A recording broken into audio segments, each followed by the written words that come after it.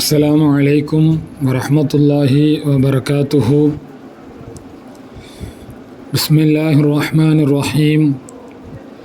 الحمد لله رب العالمين والعاقبة للمتقين. الصلاة والسلام على سيدنا محمد أشرف الأنبياء والمرسلين وعلى آله الطيبين وأصحابه الطاهرين والمؤمنين والمسلمين كلهم أجمعين. أما بعد، فقد قال الله تبارك وتعالى في كلامه القديم والفرقان الحميد بعد أعوذ بالله من الشيطان الرجيم بفضل بسم الله الرحمن الرحيم. وسارعوا إلى مغفرة من ربكم وجنة عرضها السماوات والأرض أعدت للمتقين. صدق الله العلي العظيم.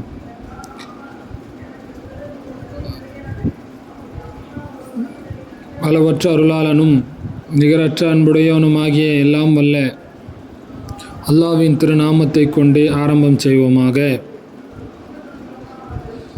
அல்லாஹ்வின் மேலான சாந்தியும் அவனது கருணையும் அவனது கிருபையும் நம் உயிருக்கும் உயிரான உயிரினும் மேலான அருமை நாயகம் முஹம்மது ரசூலுல்லாஹி ஸல்லல்லாஹு அலைஹி வஸல்லம் அவர்களின் மீதும் உலக முஸ்லிம்கள் எல்லோரின் மீதும் உண்டாவதாக. ஆமீன்.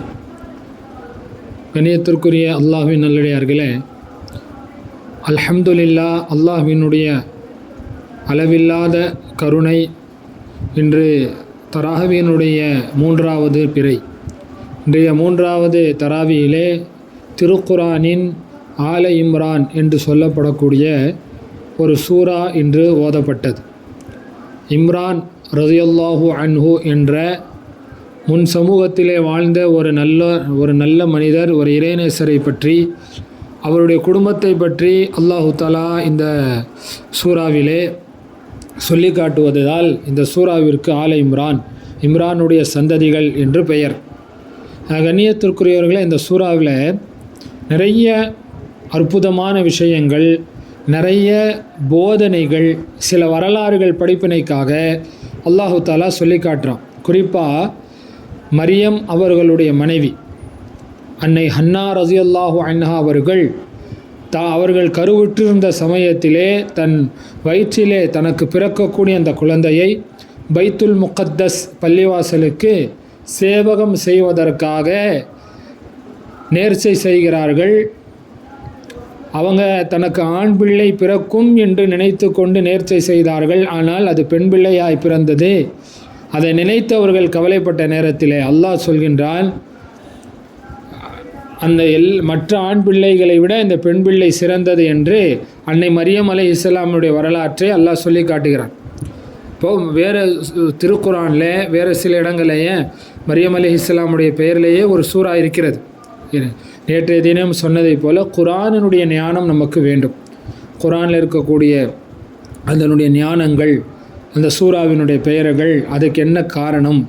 நீங்கள் மொத்த குரானில் எடுத்து பார்த்தா பெயர் சொல்லப்பட்ட ஒரே ஒரு பெண்மணி இருக்கிறார்கள் என்றால் அது மரியம் அலைஹிஸ்ஸலாம் மட்டும்தான். மற்ற பெண்களை பற்றி அல்லாஹு தஆலா பெயர் சொல்லாமல் சொல்லி காட்டுறான். உதாரணமாக யூசுப் அலைஹிஸ்ஸலாமுடைய மனைவி அன்னை ஜுலைஹா ரஸியல்லாஹு அன்ஹா அவர்களை, பல்கைஸ் சுலைமான் நபி அவர்களுடைய மனைவி அன்னை பல்கைஸ் ரஸியல்லாஹு அன்ஹா அவர்களை, ஹதீஜா நாயகத் ரஸியல்லாஹு அன்ஹாவை பற்றி, ஆயிஷா அம்மா ரஸியல்லாஹுவை பற்றி எல்லாம் குரானிலே வருகிறது. ஆனால் இவைகளெல்லாம் பெயர் சொல்லப்படாமல் வருது. பெயர் சொல்லப்பட்ட ஒரு பெண்மணி, இறைநேச பெண்மணி இருக்கிறார்கள் என்றால் அது அன்னை மரியம் அலைஹிஸ்ஸலாம் தான். அவருடைய தந்தை தான் இம்ரான் என்பவர்கள். பொதுவாக அல்லாஹு தஆலாவிடத்தில் எப்பேற்பட்ட மக்பூலியத் இருக்க வேண்டும்? இந்த சூறாவில் அல்லாஹ் சொல்லி காட்டும் பொழுது ஒரு குடும்பத்தையே அல்லாஹ் ஏற்றுக்கொள்ள வேண்டும். அல்லாஹு தஆலா இப்ராஹிம் அலைஹிஸ்ஸலாமுடைய குடும்பத்தையும் தேர்ந்தெடுத்தான், இம்ரானினுடைய குடும்பத்தையும் தேர்ந்தெடுத்தான் என்பதாக சொல்லி காட்டுறாங்க.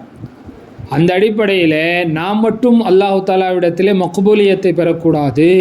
மாறாக நம்முடைய சந்ததிகள், நம் குடும்பமே அல்லாஹு தஆலாவிடத்தில் ஏற்றுக்கொள்ளப்பட வேண்டும்.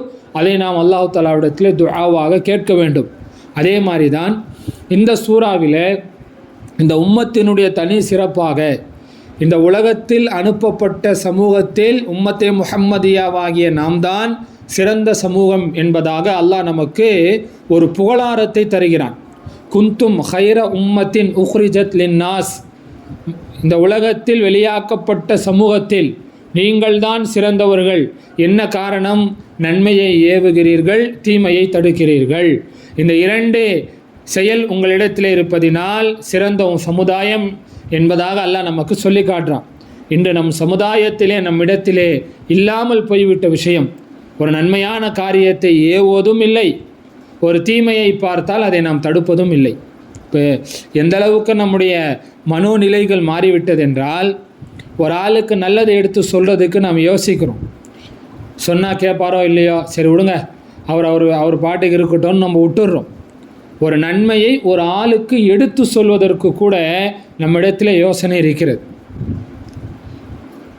ஒரு தீமையை பார்த்தால் அதை நாம் தடுக்க வேண்டும். ஸல்லல்லாஹு அலைஹி வஸல்லம் சொன்னாங்க, மன் ரஆ மின்கும் முன்கரன் ஃபல் யுகய்யிருஹு பியதிஹி, உங்களிலே ஒருவர் வெறுக்கத்தக்க ஒரு பாவமான காரியத்தை பார்த்தால் அதை முதலில் கையால் தடுக்க வேண்டும். அதுவும் முடியவில்லை என்றால் நாவால் தடுக்க வேண்டும்.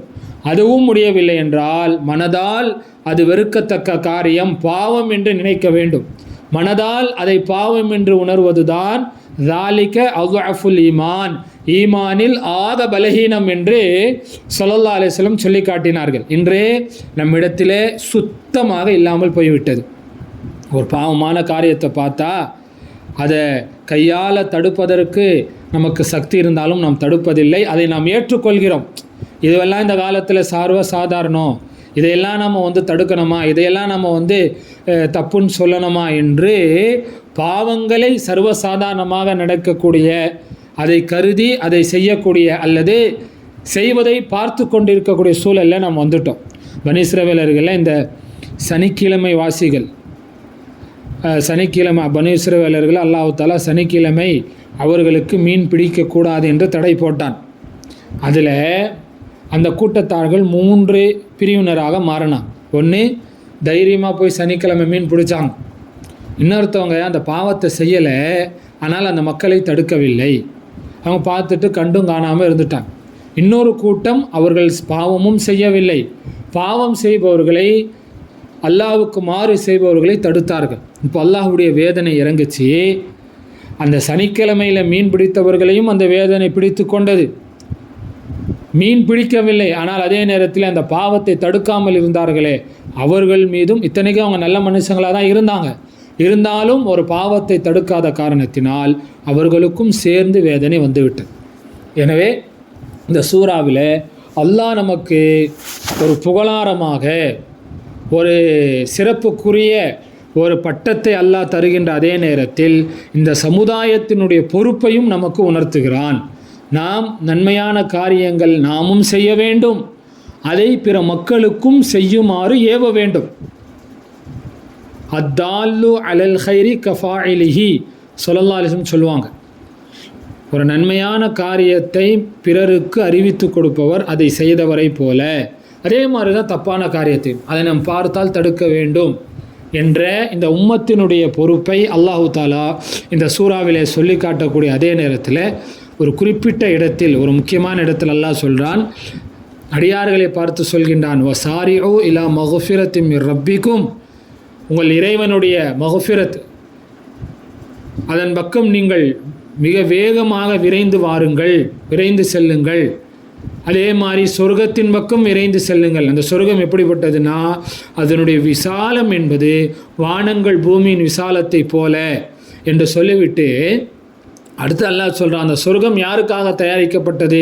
முத்தகீன்கள் என்று அல்லாஹ் சொல்கிறான். இப்போது அல்லாஹு தஆலா நோன்பை பற்றி சொல்லும் பொழுது அல்லாஹ் என்ன சொல்கிறான்? லஅல்லக்கும் தத்தகூன், நீங்கள் இறையச்சம் உள்ளவர்களாக ஆக வேண்டும் என்பதற்காகத்தான் நோன்பு கடமையாக்கப்பட்டது. இப்போது நாம் இறையச்சம் உள்ளவர்களாக ஆக வேண்டும் என்றால் குர்ஆன் சொல்லக்கூடிய இறை அச்சம், முத்தகீன்களுடைய தன்மைகளை பற்றி குர்ஆன் எதையெல்லாம் சொல்கின்றதோ அந்த தன்மைகளை நமக்குள்ளே கொண்டு வரணும். வெறுமனே அல்லாஹ்வுக்கு பயந்து கொண்டால் மட்டும் நாம் உண்மையான முத்தகீன்களாக ஆகிவிட முடியாது. அது போக அல்லாஹு தஆலா நிறைய தன்மைகளை சொல்லி காட்டுகிறான். அதில் ஒன்றுதான் இந்த வசனத்தில் எல்லாம் சொல்கிறான், எப்பேற்பட்ட முத்தகீன்களுக்கு அந்த சொர்க்கம் தயாரிக்கப்பட்டிருக்கிறது என்றால், அல்லதீன யுன்ஃபிகூன ஃபிஸ் ஸர்ராஇ வல்லர்ராஇ, செல்வ செழிப்பிலேயும் வறுமையிலேயும் தானம் தர்மம் செய்யக்கூடியவர்கள். அருமையான ஒரு தன்மையை அல்லாஹ் சொல்லி காட்டுறான். ஒரு ஆள்கிட்ட காசு பணம் இருக்குது, கோடிக்கணக்கில் இருக்குது, அந்த நேரத்தில் அவர் தர்மம் செய்கிறார், அதுக்கு அல்லாஹ்கிட்ட ஒரு அந்தஸ்து இருக்குது. அதே நேரத்தில் அவர்கிட்டயே ஒன்றுமே இல்லை, அவரே ஏழ்மையில் இருக்கிறார், அந்த நேரத்திலேயும் தர்மம் செய்கிறாங்க பாருங்கள். இதை அல்லாஹு தாலா சிறப்பித்து சொல்கின்றான். இந்த தன்மை சஹாபாக்கள்கிட்ட நிறைய இருந்துச்சு. அவங்களுக்கு சாப்பிட்றதுக்கு இல்லைனாலும், அவர்கள் பட்டினியாக இருந்தாலும் தான தர்மம் செய்வதிலே அவர்கள் ஆர்வம் காட்டினார்கள். ஸல்லல்லாஹு அலைஹி வஸல்லம் அவர்கள் போருக்காக வேண்டி அவர்கள் நிதி திரட்டுகின்ற பொழுது, இஸ்லாத்திற்காக தர்மம் செய்யுங்கள் என்று சொன்ன பொழுது, செல்வந்தர்களான சஹாபாக்கெல்லாம் வந்து அவர்களிடத்தில் இருந்த காசை பணத்தை தர்மம் செஞ்சாங்க. அந்த நேரத்தில் சில ஏழையான சஹாபாக்கள் இருந்தாங்க. அவங்களுக்கே வீட்டில் வந்து போதுமான வசதி இல்லை, சாப்பாடுக்கே வழி இல்லை. இருந்தாலும் அந்த சஹாபாக்கள் என்ன செய்தார்கள், சென்று கூலிக்கு வேலை பார்த்து அதன் மூலமாக கிடைக்கக்கூடிய அந்த கூலியை அப்படியே கொண்டு வந்து தர்மம் செய்தார். இப்படி நிறைய வரலாறுகள் இருக்கிறது. இப்பேற்பட்டவர்கள் தான் முத்தகீன்கள் என்று இந்த குர்ஆன் நமக்கு சொல்லி காட்டுது. இந்த தன்மை நம்மிடத்தில், நம்ம என்ன செய்கிறோம், நம்மிடத்தில் காசு பணம் இருந்தாலே நாம் அல்லாஹ்வின் பாதையில் தர்மம் செய்வதற்கு யோசிக்கிறோம். பிறகு நம்ம எப்போ ஏழ்மையிலே நாம் செய்வோம். எனவே இந்த தன்மைகளை நம்மிடத்தில் கொண்டு வர வேண்டும். இரண்டாவதாக அல்லாஹ் சொல்கின்றான், வல் காலிமீனல் கைல, கோபத்தை மென்று விழுங்கி விடுவார்கள். வல் ஆஃபீன அனின் நாஸ், மக்களை மன்னித்து விடுவார்கள். இந்த ரெண்டு தன்மை இன்று நம்மிடத்தில் இருக்க வேண்டிய தன்மை. அல்லாஹ் இந்த வசனத்தில் அருமையான வார்த்தையை சொல்கிறான். கோபமே படமாட்டார்கள், கோபமே அவர்களுக்கு வராது என்று அல்லாஹ் சொல்லலை. கோபம் வரும், இருந்தாலும் அந்த கோபத்தை மென்று விழுங்குவார்கள். பொதுவாக இந்த கோபம் இருக்குது பாருங்கள், இன்றைக்கி நம்ம எதுக்கு கோபப்படணுமோ அதுக்கு நம்ம கோபப்படுறது இல்லை. இமாம் ஷாஃபி ரலியல்லாஹு தஆலா அன்ஹு சொல்வார்கள், ஒருவன் கோபப்பட வேண்டிய இடத்தில் கோபப்படவில்லை என்றால் அவன் கழுதைக்கு சமம் என்று சொல்வார்கள். இன்றைக்கி நாம் எங்கே கோபப்படணும், இஸ்லாத்துக்கு மாற்றமாக ஒரு செயல் நடக்குது, இஸ்லாத்துக்கு முரணான ஒரு பாவம் நடக்குதுன்னா அந்த இடத்தில் நாம் கோபத்தை வெளிப்படுத்தணும். ஆனால் இன்றைக்கி நாம் அங்கே வெளிப்படுத்துறது இல்லை. அதை நாம் கண்டு கொள்ளாமல் அதை நாம் மன்னித்து விடுகிறோம். எங்கே மக்கள் செய்கின்ற தவறை மன்னிக்க வேண்டுமோ அங்கே நாம் கோபப்படுகிறோம். இந்த வசனத்தில் அப்படியே நம்ம மாற்றி செயல்படுறோம். கோபத்தை மென்று விழுங்கணும், ஆனால் அந்த நேரத்தில் நம்ம மன்னிச்சிடறோம். வல் ஆஃபீன அனின் நாஸ், மக்களை மன்னிக்க வேண்டிய இடத்தில் அந்த இடத்தில் நாம் கோபப்படுகிறோம். அப்போது அல்லாஹ் ஏற்படுத்தி வைத்திருக்கக்கூடிய அந்த சுவனத்தை நாம் அடைய வேண்டுமென்றால் முதல் தன்மை, நிறைய தன்மைகள் அதிலே இந்த சூறாவிலே அல்லாஹ் சொல்லி காட்டக்கூடிய முதல் தன்மை, ஏழ்மை வறுமை, செல்வத்திலேயும் வறுமையிலேயும் தர்மம் செய்ய வேண்டும். கோபம் வருகின்ற பொழுது அந்த கோபத்தை மென்று விழுங்க வேண்டும். ஸல்லல்லாஹு அலைஹி வஸல்லம் சொன்னாங்க, உண்மையான வீரன் என்றால் யார் அப்படின்னு சொன்னாங்க. அதாவது உண்மையான வீரன்னா யார்? அப்போ ஸல்லல்லாஹு அலைஹி வஸல்லம் சொல்கிறார்கள், உண்மையான வீரன் என்பவன் மல்யுத்தத்தில் தன் எதிரியை வீழ்த்துபவன் உண்மையான வீரன் அல்ல, மாறாக தன் கோபத்தை அடக்குவதும் தான் உண்மையான வீரன் அப்படின்னு ஸல்லல்லாஹு அலைஹி வஸல்லம் சொன்னாங்க.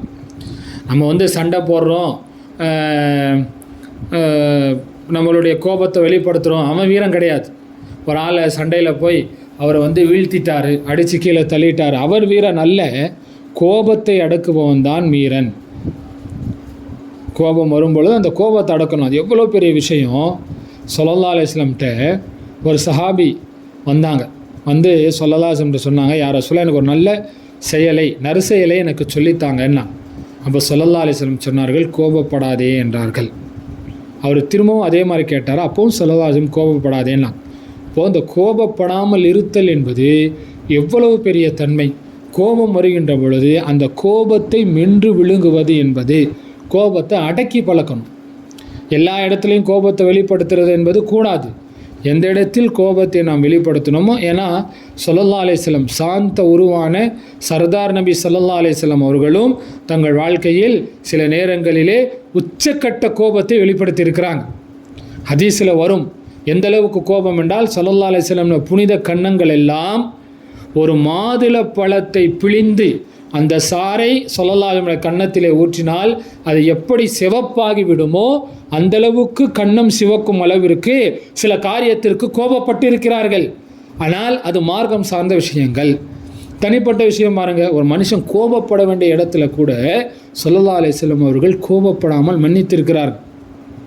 தங்களுடைய உஹது போர்க்களத்திலே தங்கள் புனித பற்கள் ஷஹீதாக்கப்பட்ட பொழுது அல்லாஹ் தாலாவிடத்தில் இந்த சமுதாயத்தை மன்னிக்குமாறு துவா செஞ்சாங்க. தன் அருமை மகளார் அன்னை ஜைனப் ரஸியல்லாஹு தஆலா அன்ஹா அவர்கள் ஷஹீதாகுவதற்கு காரணமாக இருந்த ஒருவன் ஃபத்தஹே மக்காவிலே ஸல்லல்லாஹு அலைஹி முன்னாடி வந்த பொழுதும் கூட ஸல்லல்லாஹு அலைஹி வஸல்லம் பழி வாங்கலை, கோபப்படலை, மன்னித்து விட்டான். அப்போது அல்லாஹ் சொல்வதை போல வல் காஸிமீன கைஸ, கோபத்தை மென்று விழுங்க வேண்டும்.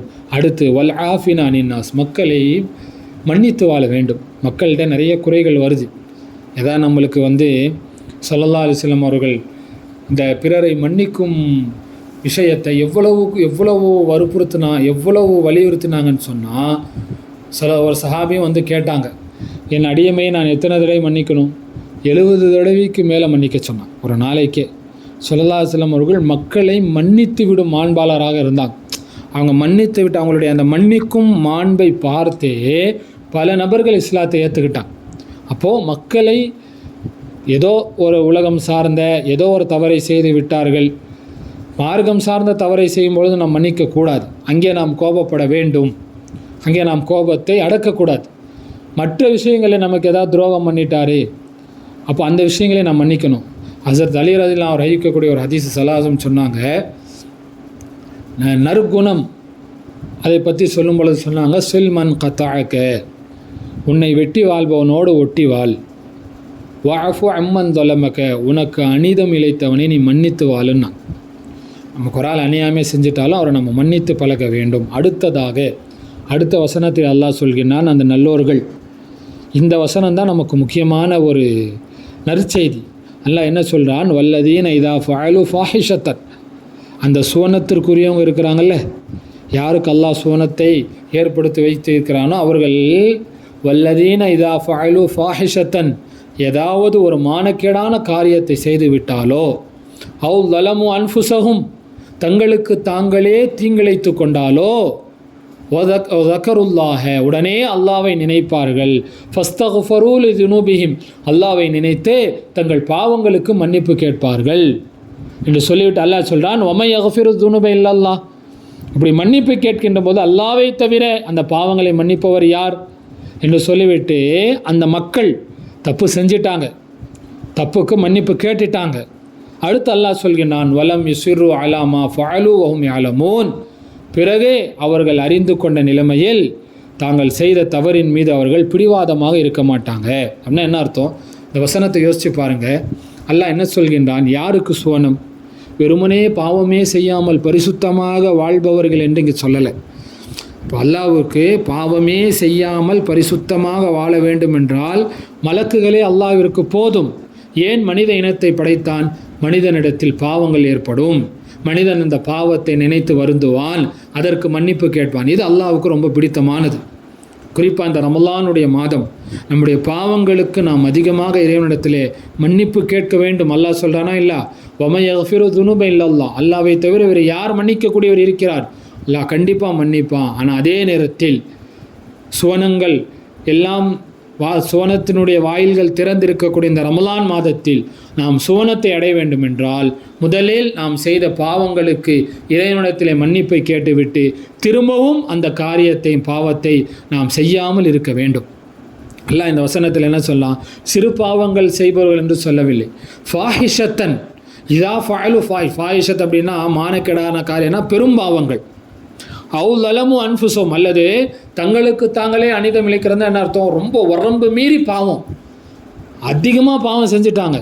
அப்பேற்பட்டவர்களும் கூட அல்லாஹ்வை நினைத்து இறைவனிடத்திலே மன்னிப்பு கேட்டால் ஒரே ஒரு நிபந்தனை, மீண்டும் அந்த பாவத்தை செய்யாமல் இருக்க வேண்டும். இந்த நிபந்தனைக்குட்பட்டு நாம் மன்னிப்பை கேட்டுவிட்டால் அல்லாஹ் நம்மை மன்னிப்பது மட்டுமல்ல, உயர்ந்த அந்த சுவனத்திற்கும் நம்மை தகுதியுள்ளவனாக ஆக்குவான் என்பதை இந்த ஆல இம்ரான் நமக்கு உபதேசமாக நமக்கு சொல்கின்றது. எனவே கண்ணியத்திற்குரியவர்களே, நாம் முத்தகீன்களாக ஆக வேண்டும். சுவனத்திற்கு சொந்தக்காரர்களாக ஆகுவதற்குண்டான செயல்களை இந்த ரமலானில் நாம் அதிகமாக செய்து, இந்த ரமலானிலே இந்த நோன்பு நம் மீது கடமையாக்கப்பட்ட நோக்கமான தக்வாதாரிகளாக அல்லாஹ் நம்மை ஆக்கியருள் புரிவானாக. உயர்ந்த சுவனத்திற்கு சொந்தக்காரர்களாக எல்லாம் வல்ல அல்லாஹ் நம் அனைவரையும் ஆக்கியருள் புரிவானாக. வாஹிரு தவானா அனில் அல்ஹம்துலில்லாஹி ரப்பில் ஆலமீன். அஸ்ஸலாமு அலைக்கும் வரஹ்மத்துல்லாஹி வபரகாத்துஹு.